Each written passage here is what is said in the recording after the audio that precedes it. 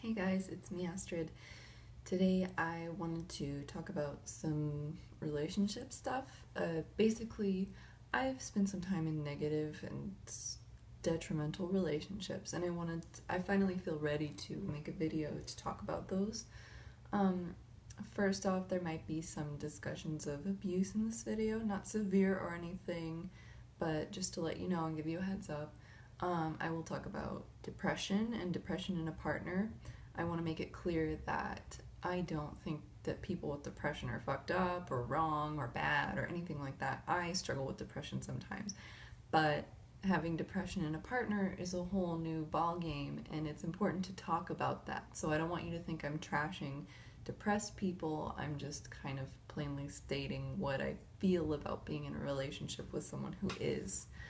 I might mention some addictive stuff, like video games especially.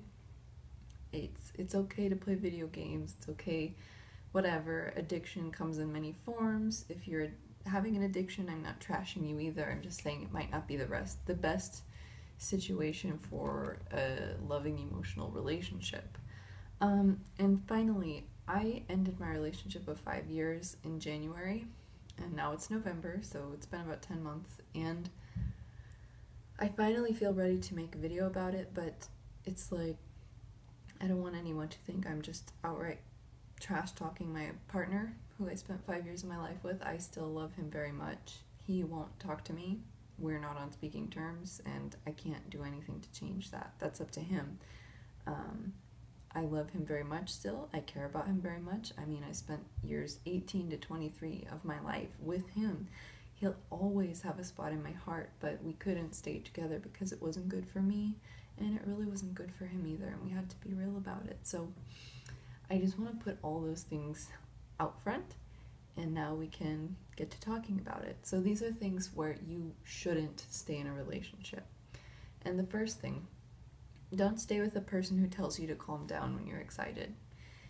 It's different than like if you're screaming, they're like, hey, calm down. It's like if you're really excited and happy and they're gloomy and moody, they're like, can you be quiet? Can you calm down? Can you stop being so noisy? If someone doesn't want to let you have your joy because they don't have theirs, you don't stay with them. It's not good for you. They need to at least stand aside and let you have your own happy moments. If someone tries to always crush your joy or stop you from experiencing the full extent of your joy, don't stay with them. It's not worth it. Don't stay with a person who doesn't actively show that they are happy to see you when you get to their place. If they just like look up from what they're doing and say, oh hey, and then you go sit on a chair and become a piece of furniture in their room while they continue doing what they used to do, not okay. Unless someone's really busy doing something, I even expect someone to stand up when I come in the room, because if someone comes in my room, in my space, especially parents or a relative, I stand up, I give them a hug, I greet them, and for me that's important. If your partner doesn't actively show that they're excited to see you, and they don't have to like be like a dog when you come home from your day from work, but just like give you a kiss, give you a little piece of love on a regular basis, that's not good. Don't stay with that person. It's not okay. Don't stay with a person who has a gaming addiction. It isn't about you, but it also isn't going to change because of anything you do or don't do. Don't stick with someone with a gaming addiction and think that it's normal and think that it's okay for them to play video games 7 hours every day, 12 hours, staying up late, not getting enough sleep, not spending enough money on food because they're spending it on video games. I look back at the relationship and I can't believe I didn't realize that was an issue. And it's important that if you notice that and you see your partner isn't taking positive steps to make that better, that you don't stay in that relationship, because all it's going to do is drag you down. Not to say that you should never stay with someone who has an addiction, but if you're not willing to take on all the aspects of them plus their addiction, don't stay in that relationship. It will make them stressed out. It will make you stressed out, okay? Don't stay with a person who won't fight for you. If someone's not going to put as much work in wanting to stay with you as you want to stay with them, fuck them. Don't stay. I realized at the end of my relationship that I was making the right choice, even though it was a very difficult one. Because even though my partner had been begging me, please, please don't go, please stay, I want to work on this, I want to try. And I'm the one who had insurance, so there's a little leeway, but not that much. I was the one calling all of the emotional health care professionals. I was the one calling psychologists. I was the one looking up help. I was the one doing all this stuff, and my partner wouldn't even go to counseling for themselves. Nothing. And that's not okay. If someone is crying and begging for you, but they're not actually putting the work in and actually fighting for it, don't stay. That is your sign to go. Go. If you're having trouble and you're looking for counseling and you want to stay, try it a while. But if they're not going to be an active player in that, it takes two to tango. You shouldn't stay. And don't stay with a person that doesn't make you feel sexy and attractive and wanted. It doesn't matter. If you're asexual, that's one thing. But even if you're asexual, your partner should somehow make you feel really wanted and desired, even if it's on an emotional level, on a friendship level, whatever. But if someone doesn't make you feel, and this is off the asexual topic now, this is on two people who fall into the non-asexual category. I'm trying to be inclusive. I hope I'm not.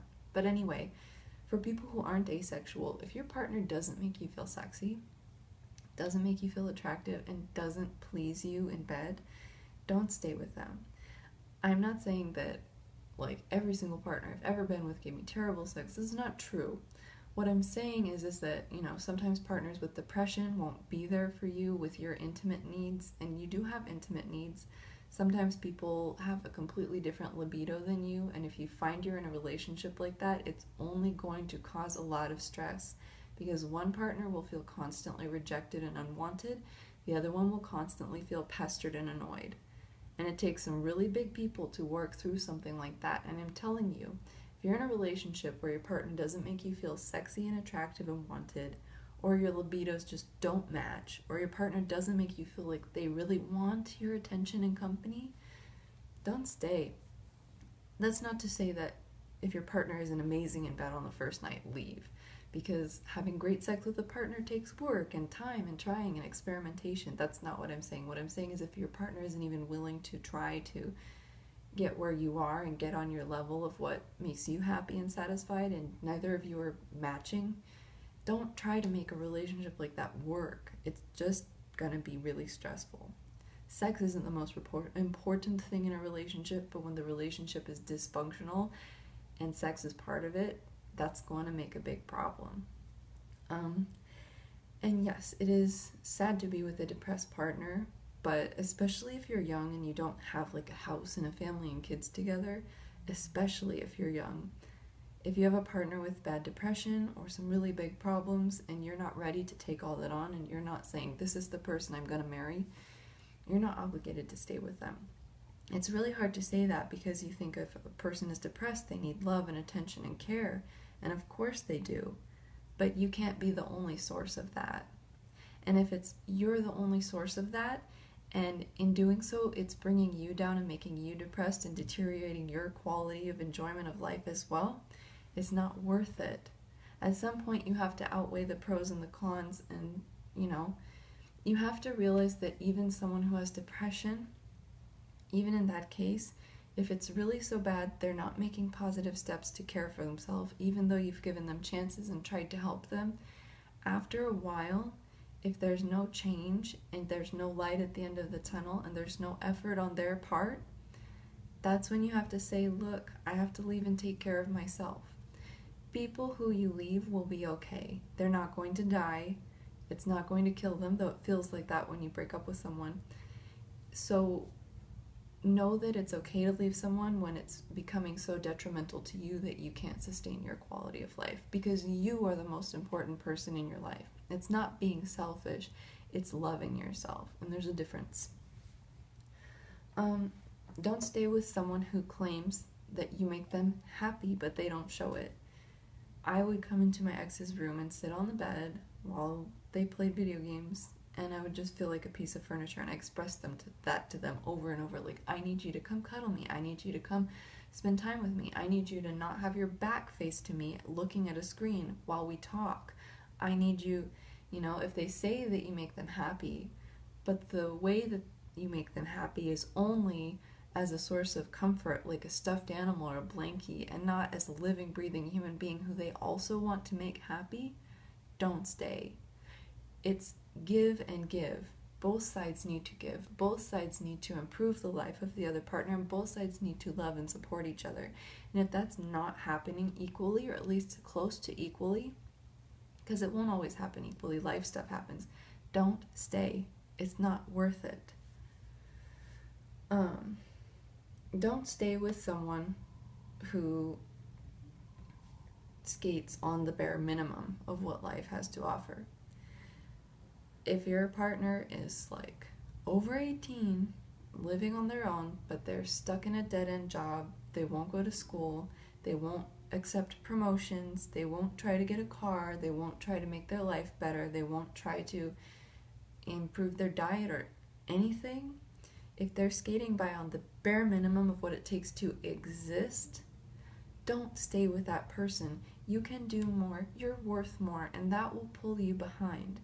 I'm not saying that living minimally or having a low income is a bad thing. I'm saying if someone just doesn't have any will to try, at least for me, it's not okay to stay with them, because especially if you want to grow and develop as a person and they're sitting back not doing the same, there's going to be a disparity in the relationship, and that's a factor that might lead you to not want to stay. I'm gonna get a master's degree. My partner wouldn't go to community college or wanted to travel with me where I was gonna go. Like, if you have such a big disparity in a relationship, some people can make it work. If everything else is great, then that's probably gonna be okay, but if everything else isn't, don't stay. Don't stay with someone who doesn't want to share your dreams with you. For years in the relationship I was in, my partner said they didn't want to travel with me. They didn't want this, they didn't want that, and they would just be kind of grumpy and closed off about it. In the end, they said that they were like that because they felt that they couldn't go with me because of monetary stuff or whatever, but for someone to shit on your dreams and not want to go and not want to travel with you or do whatever you really dream of doing, if someone doesn't want to share that with you and your life is getting started, leave them behind. You have to make your goals happen. You have to make the good things happen in your life. And if your partner doesn't support that, don't stay. Don't stay with someone who always insists they're right. Don't stay with that person if they won't let you speak your mind. If every single conflict, debate, or argument is one-sided and you are made to feel stupid, wrong, or small for the way you think or the way you feel or what you have said, leave their ass. Don't be in a relationship with someone who just railroads over you in a conversation. It's not okay. That's kind of psychologically and emotionally abusive anyway, and you should not stay with that person. They're not going to cooperate with you or compromise, so why should you give your precious time and your precious love from your heart to that person? It's not okay. And if someone's not going to listen to you and want to hear what you have to say anyway, do they really love you? Think about that. Don't stay with someone who won't comfort you when you're sad. In my past relationship, I was with someone who, when I cried, they said I was crazy and they wouldn't touch me. And that's the opposite of what I need. If someone doesn't give you the support you need, whether it's touching, hugging, distance, closeness, whatever, when you're upset, don't stay with them. My ex would call me crazy when I was crying, which would make me cry more. He would call me crazy, and it was this ugly cycle. And I should have looked at that. Someone never giving me physical comfort, literally never giving me physical comfort. Don't stay. It's not worth it. Don't stay with someone who tries to write off any negativity coming from you or unfavorable things from you as some kind of mental illness, okay? When I cheated on my ex, which I'm not proud of, but that was a symptom of huge relationship problems, and cheating is a different thing I might talk about someday, but when that happened, he called me narcissistic, and when I said, honey, I'm not narcissistic, he said, see, that's exactly what a narcissist would say, and trap me in these little boxes of like emotionally cornering and abusing labels, and that's not okay. Don't let someone tell you something that you're not. When I tried to break up with them, they said that I must be bipolar, because why else would I want to leave them? I am not bipolar. I don't go through manic episodes or depressive episodes, and that's not a trivial disorder to have, but I'm not. And, if I was mad, it was like, you're on your period. If I was crying, you're on your period. If you're doing this, you're crazy. And someone writing off all those things as some defect in you is shirking off their responsibility to make that problem better. If you're upset with your partner and it's fucking reasonable and they're saying you're crazy for being upset, they're just writing off their own personal responsibility for the problems in the relationship. Do not allow someone to label you. Don't allow them to pigeonhole you or emotionally target you or anything like that. Be with someone who takes you seriously and on an adult to adult level. That's just the way it is. Don't stay with someone who will drop you at a moment's notice, but you could not do the same to them. Basically, in my former relationship, I had to walk on eggshells, I had to be polite, I had to be quiet, I had to withdraw myself and not be fully Astrid in the relationship.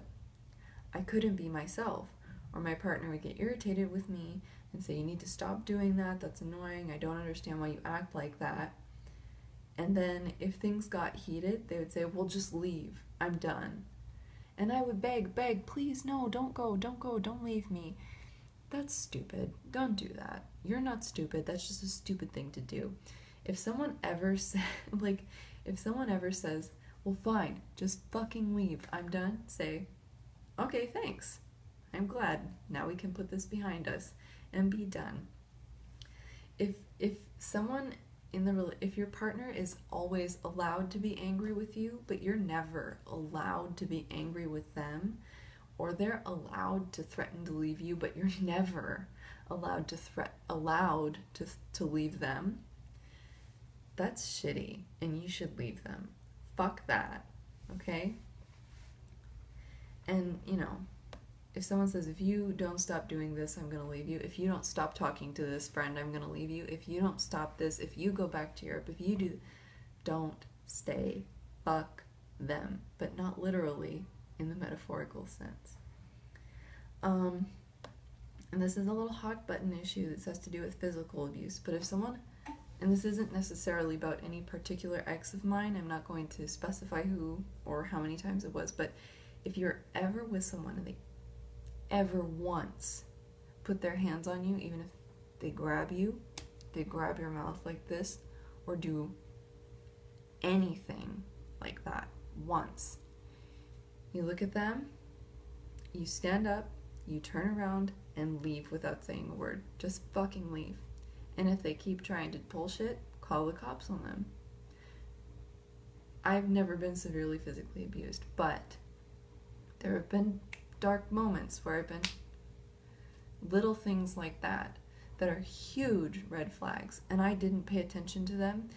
And people who do that are not necessarily balanced, and they're not necessarily people you want to share your life with. So if someone ever does that to you, man, woman, whichever partner, whoever, I don't care, leave them immediately. Do not allow them to touch you again. Don't allow them to call you. Don't talk to them. And you do not have to justify why, because you both fucking know why. Don't you? Don't talk to them. Don't justify yourself to them. That's it. Okay? Please promise me, if anyone ever puts hands on you once, you're done forever. Okay? Okay.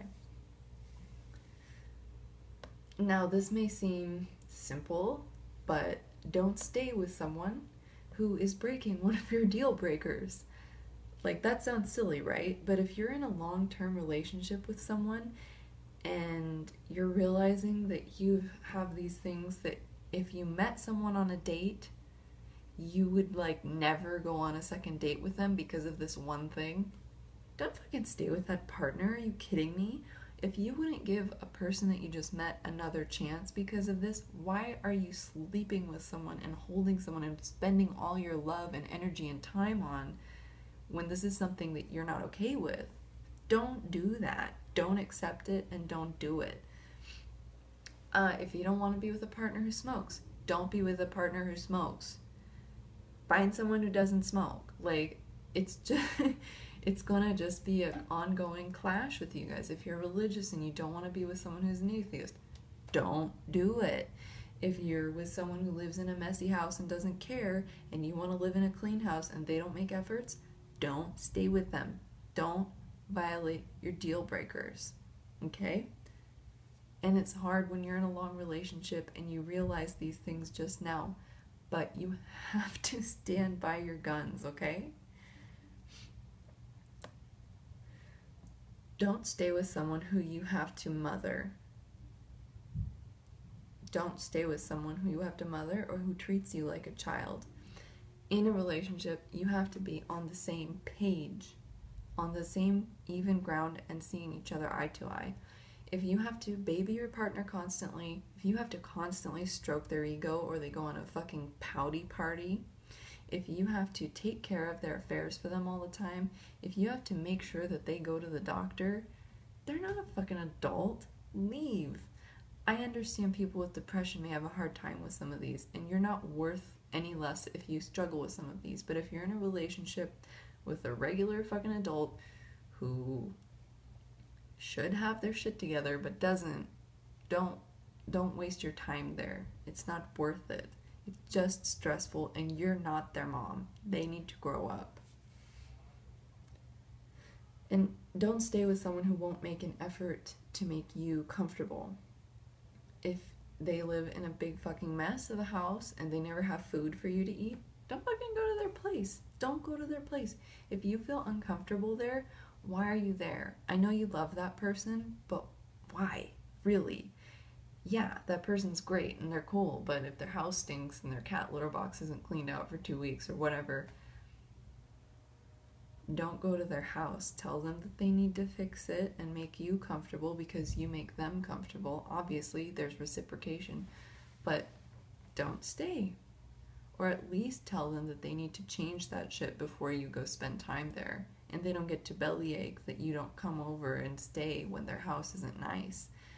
You know, the only reason someone has an excuse to be living in a really messy house is if they're very, very depressed or have chronic pain. And even people who have chronic pain and depression, I don't know if you've been to Unfuck Your Habitat on Tumblr, but that's UFYH, Unfuck Your Habitat. They're great, they're supportive and wonderful.